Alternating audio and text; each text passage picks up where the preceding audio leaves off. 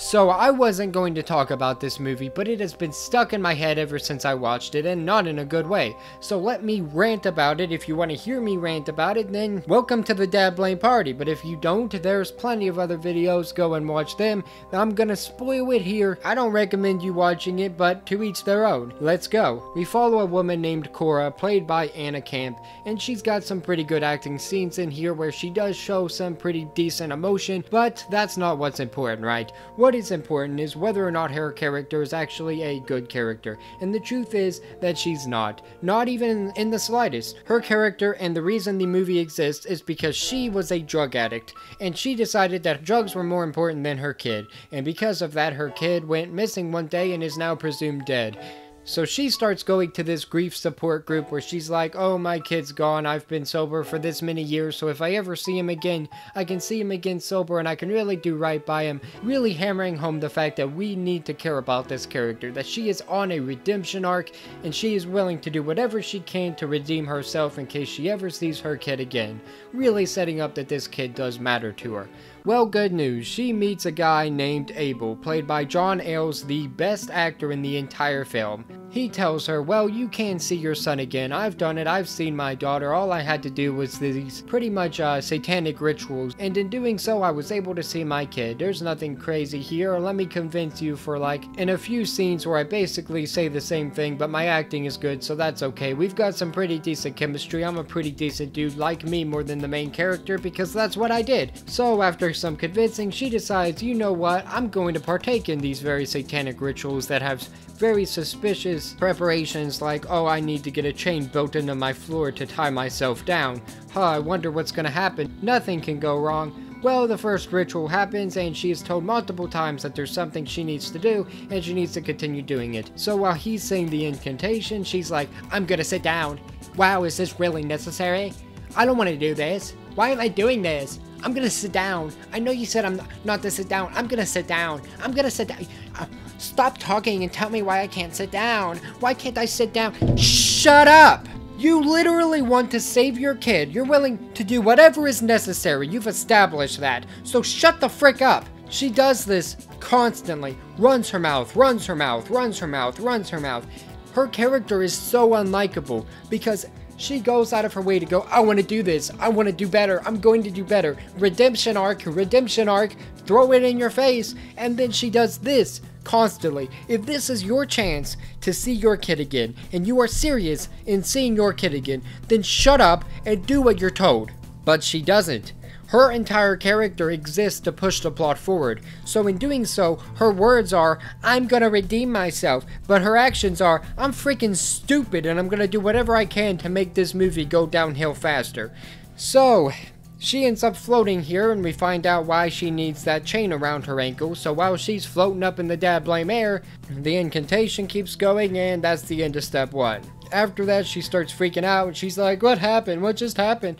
And then randomly she does a whole 180 and she's like a cult member basically. She's ready to do more. She's got that smile on her face and she's ready to keep going.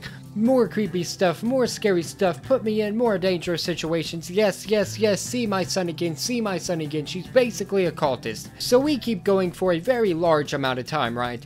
We get to see her do all sorts of different stuff in order to see her kid again.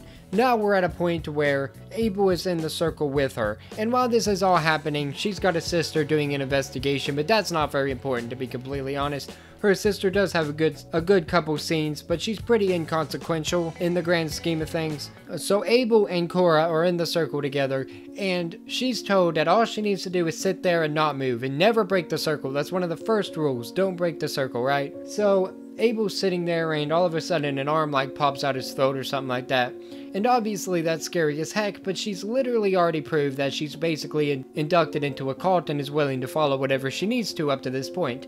But now, all of a sudden, even though she has floated in the air, suspended by literally nothing, tied down by a chain, even though she has seen a lot, been through a lot, experienced a lot, this is too much. So she runs out of the circle, breaking the salt circle, doing the one thing she's not supposed to do. Oh, boom, crackle, pop.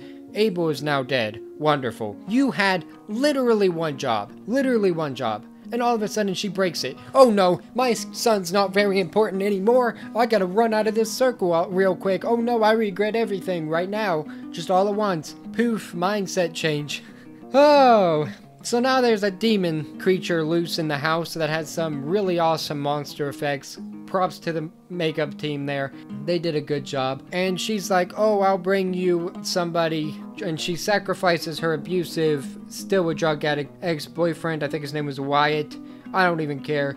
She sacrifices him. He gets brutally murdered. But that's not what the demon wanted. So the demons now even matter. And then she does something, she puts like salt on the ground or something to keep the demon away as she hides in a closet. And this is what we saw at the beginning of the movie that I never brought up, and why this is all happening, and why she has a police sister, because she's in the police station getting interviewed and nobody believes her. But again, it's very inconsequential to the plot and didn't even need to be there. More things happen that I don't care to talk about. Now she's face to face with Abel in some semblance of some kind of like afterlife kind of thing. She's not dead, but this is like her second chance. All she needs to do now is drink a goblet of blood and she'll see her kid again. That's it. She got Abel killed for literally no reason, because she was being absolutely stupid and incapable of following directions. But this is her chance to say, I was panicked at that moment. I was scared. It was just pure reaction. I didn't mean to do it. I really want to save my kid. I'm so sorry. Please let me redeem myself and do right by my son this time. All she needs to do is drink a goblet of what appears to be blood. That's what she needs to do. Just drink it. Just drink it. So you know what she does? She starts drinking it, goes, ew, that's gross. And then she dumps it out. She freaking dumps it out. The main point of this movie is getting her kid back, right? We're supposed to care about her because she's on this redemption story. She's having this arc where she's trying to save her kid and be the mother that she never was before. This is her chance to sacrifice herself for her kid. Something that every parent should want to do. Have the balls to do. Your kid comes first. You never want to outlive your own child. So what does she do? She screws it all up, making Abel's death pointless, making everything that has happened up to this point 100% pointless. Why? Who knows? It's not the fault of the actress either, because the actress actually has some really good scenes. It's literally the writing. So then more of the movie happens, more stuff that doesn't really matter at all. She's now behind bars at the police station because everybody thinks she's a loonier than Toons and nuttier than a fruitcake. Well, the demon finds her and decides to approach her, and then she ends up getting killed, I think. And because she's now been killed, her son is then found by the sister in the house in a closet. He's perfectly fine, and then the movie ends, and that's it. That's the movie. That is the movie that I spent like, I don't know how long, an hour and a half? I hope it wasn't longer than that. An hour and 40 minutes, something like that. Watching. That was it. So what was the point of the movie? Was the point of the movie trying to tell me that drug addicts can never recover and never make a redemption arc? Is that what it was telling me? Because that's what I got out of it. Once an addict, always an addict? Is this a very hateful movie? I have no idea. Because she didn't redeem anything. She didn't do anything to have some redemptive arc. She was pointless. She died for her kid to come back, but it wasn't of her own volition. She says, I would do anything for my son, but then she wasn't even willing to do the simple tasks.